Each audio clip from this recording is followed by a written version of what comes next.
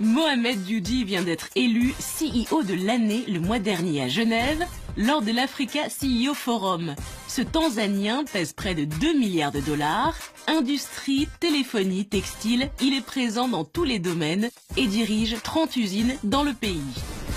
En 10 ans, il a transformé l'entreprise familiale de son père en un conglomérat qui concurrence les plus grandes multinationales et il n'a que 41 ans. Il est le milliardaire le plus jeune d'Afrique. Bonjour Mohamed Dioudi. Merci beaucoup d'être ici. Merci. Je suis très heureuse d'avoir cette conversation avec vous qui êtes souvent décrit comme le milliardaire le plus jeune d'Afrique. Ce qui m'offre l'opportunité de vous demander, ce que vous pensez de cette étiquette. Est-ce que vous êtes fatigué de l'entendre? Est-ce que c'est approprié? Est-ce que c'est un peu restrictif? Qu'en pensez-vous? D'abord et avant tout, je suis touché et honoré. Mais je pense que la vie n'est pas qu'une question d'argent. Je viens d'un milieu modeste et peu de gens savent que je suis né dans une petite ville du centre de la Tanzanie. Ma mère n'a jamais réussi à aller jusqu'à l'hôpital.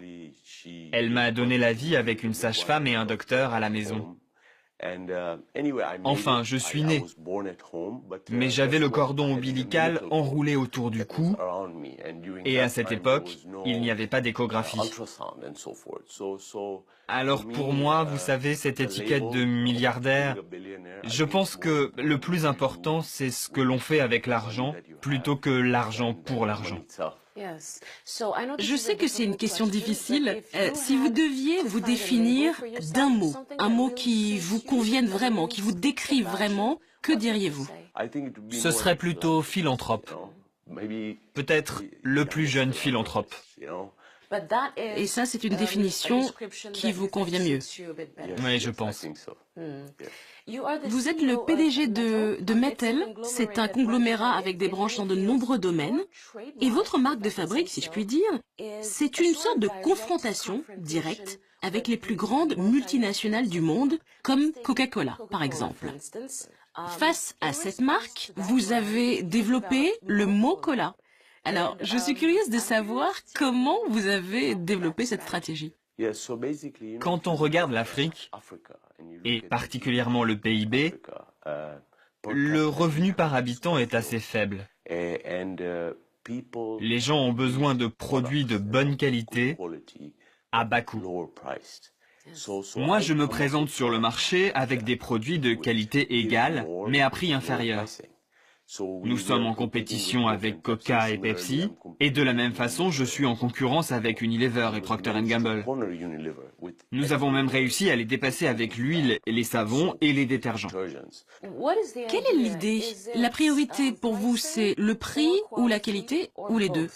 Je crois que ce sont les deux, le prix et la qualité. Mais vous savez, les multinationales ont des coûts élevés d'opération. Ils dépensent beaucoup d'argent en marketing. Moi, j'ai créé une marque pour tous les produits qui s'appelle Mo. Donc quand je veux lancer un nouveau produit, c'est simplement une extension. Les gens connaissent déjà les produits Mo. Si je fais des allumettes, je les appelle les allumettes Mo. Et les gens l'associent, parce que c'est une extension. Donc je dépense peu d'argent en publicité. Je mets l'accent sur le volume avec des prix bas, alors que les multinationales misent sur de petits volumes à prix élevé. C'est une stratégie différente. J'aimerais en apprendre un petit peu plus sur votre parcours personnel. Vous avez étudié aux États-Unis, vous avez commencé votre carrière là-bas comme trader. Pour quelle raison avez-vous décidé de revenir en Tanzanie? Vous savez, c'est drôle, au départ, je voulais devenir golfeur professionnel. J'ai fait l'académie du golf Arnold Palmer en Floride. On a gagné au niveau du district, de l'État, et on est allé au niveau fédéral. On a joué avec une fille qui a fini par jouer en professionnel. Elle frappait bien mieux et bien plus loin que moi. Et là, j'ai réalisé que je ne percerais jamais dans le golf. Je suis allé à Georgetown, j'ai étudié la finance et le commerce international. J'ai eu un travail là-bas. Mais vous savez, la vie à New York, c'est vraiment hors de prix. Oui, c'est de la folie. Donc bien sûr, j'appelais mon père pour qu'il m'envoie de l'argent, et il m'a dit « Pourquoi ne reviens-tu pas ?» Et ça, c'est en 1999. Oui, en 1999. Vous avez rejoint l'affaire familiale? Elle ressemblait à quoi? Mon père dirigeait un commerce d'import-export, ce que nous faisons toujours, mais surtout avec des matières premières comme le sucre, le riz, les engrais. Et quand je suis arrivé, bien sûr, j'ai étendu notre gamme. Donc maintenant, nous importons plus d'une centaine de produits et nous avons étendu l'export. Donc on a transformé la maison de négoce en une manufacture. Aujourd'hui, nous avons 31 industries, qu'on parle d'huile alimentaire, de margarine, de savon et même de textile. On fait la filature, le tissage, la transformation, la commercialisation, l'impression. Donc si je vous dis que je fabrique 100 millions de mètres de tissu imprimé en Afrique, ça correspond à 100 000 kilomètres, c'est-à-dire plus de 2 fois la circonférence de la Terre. La clé, la base de notre entreprise, c'est la distribution. Ensuite, on a investi dans le pétrole, les assurances, l'immobilier, les infrastructures. Au total, maintenant, nous employons 28 000 personnes. Nous sommes le 2e plus gros employeur du pays. Alors je voudrais donner un indicateur supplémentaire. Le revenu de la société est passé de 30 millions à 1,3 milliard de dollars. C'est bien ça? Oui, effectivement, le revenu était entre 29 et 30 millions de dollars quand j'ai rejoint mon père. Et l'année dernière, il était de 1,5 milliard. Alors, vous allez devoir nous le dire. Quel est le secret de votre réussite? Le secret, c'est d'être entouré des bonnes personnes, première chose. Le facteur humain? Et puis, c'est pas facile. C'est dur. J'ai parfois travaillé 90 heures par semaine, pendant des mois. Il faut avoir de la discipline, un objectif. Donc c'est une combinaison. Il faut avoir à la fois une famille stable, une femme qui vous soutient, et puis il y a la direction visionnaire de mon père, avec qui je travaille toujours aujourd'hui. Donc c'est une combinaison, et bien sûr il faut avoir de la chance. Quand vous étiez plus jeune, quand vous avez pris les rênes de la société, c'était comment d'être le PDG à 24 ans? Il se trouve que mon père a commencé à me former dès mes 12 ans. Quand je rentrais de l'université à Noël et l'été, pendant que mes amis sortaient, faisaient la fête, jouaient au football, moi, je travaillais. Donc j'étais déjà inclus dans le fonctionnement de l'entreprise pour comprendre ce que c'est que le commerce et comment ça fonctionne.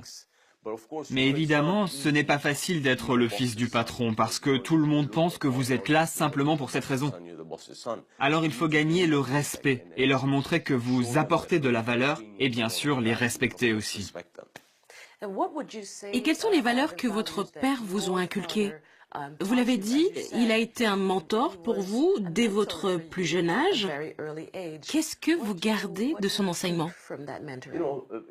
Les valeurs, c'était un accord est un accord. Même si tu perds de l'argent, lorsque tu as serré la main de quelqu'un, vous savez, c'est de la crédibilité. Je crois que c'est fondamental. L'éthique, c'est fondamental. Je ne suis pas jaloux. Quand je regarde les gens qui réussissent, je suis heureux pour eux. Je souhaite aux gens de devenir millionnaires, milliardaires. Quand je les regarde, je vois ce qu'ils font de bien. J'aime me mettre en compétition avec eux. J'aime être le premier. Mais je ne cherche jamais à affaiblir quelqu'un. J'ai toujours ça en moi. Je me réjouis pour les gens et je me concentre sur ce que j'aime le plus. Si je vous demande de nommer une réalisation dont vous êtes fier aujourd'hui, que diriez-vous? Ma fierté, c'est d'avoir été député. Je me rappelle de la fois où je suis allé dans ma circonscription qui s'appelle Singida et j'ai vu un vieil homme agenouillé au sol. Il y avait un ruisseau d'eau jaune. Il avait un seau et il écopait avec une assiette. Et je lui ai demandé, mais que faites-vous? Il m'a dit, regardez, c'est de l'eau jaune que nous buvons. Je suis rentré chez moi, j'ai fait des recherches et j'ai réalisé que 2 enfants sur 10 mouraient de maladies transmises par l'eau à Singida. Et cela m'a fait réfléchir. Et il m'a dit, pourquoi est-ce que vous ne vous présenteriez pas au Parlement? Et donc je me suis retrouvé membre du Parlement. J'étais pas un bon parlementaire, je n'étais quasiment jamais là.